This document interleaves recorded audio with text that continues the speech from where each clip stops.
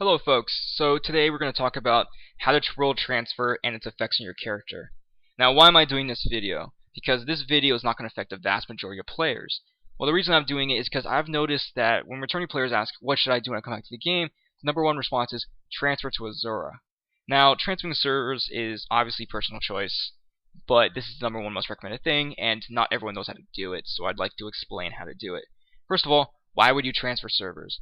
I would say the main reasons would be because your friends are transferring servers. Either you don't have friends on the server and you want to go to a more populated server, you want to go to a lesser populated server, or like in my case, you got an opportunity to do something and be transferred. In my case, I'll give an example. For my case, was I got an opportunity to do an endgame link shell that it's like an endgame static link shell, and I really wanted to do the content available, and they invited me to come along, and I took advantage of the opportunity. And I'm very grateful to these guys for letting me come over and do this.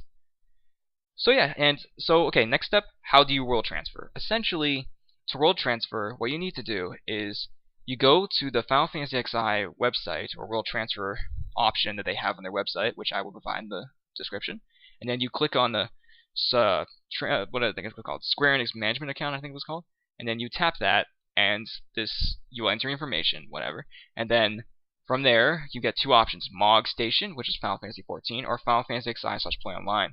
You tap that, and then your options pop up for like mules or additional services or whatnot. You want world transfer, which is at the bottom right hand side of the screen.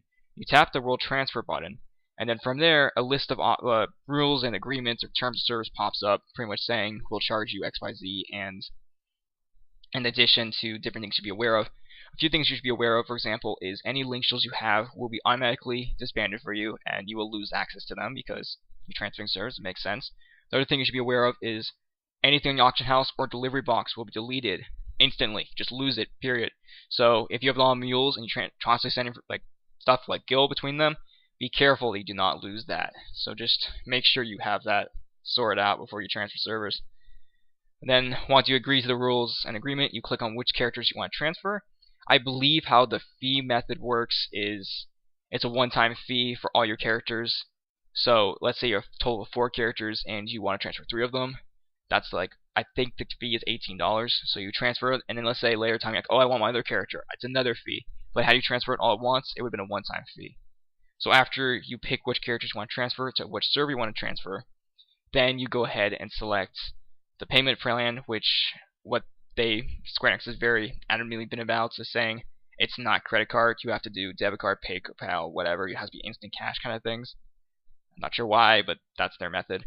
And then you go ahead and they say they'll send you an email to when their transfer has been complete, and that's that.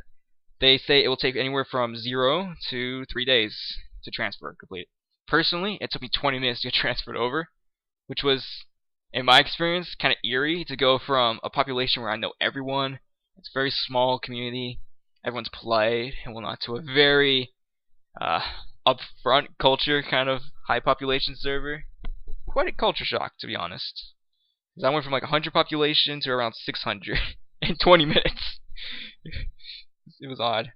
Alright, so effects on your character and or speculations my friends had. So I have never done world transfer prior to this time, so a lot of my friends haven't either, and we were very nervous about a lot of stuff. For example, do your macros transfer over? Do you lose Rema progression if you're working on a weapon? Do you lose gil? Is there a chance you'll lose all this stuff?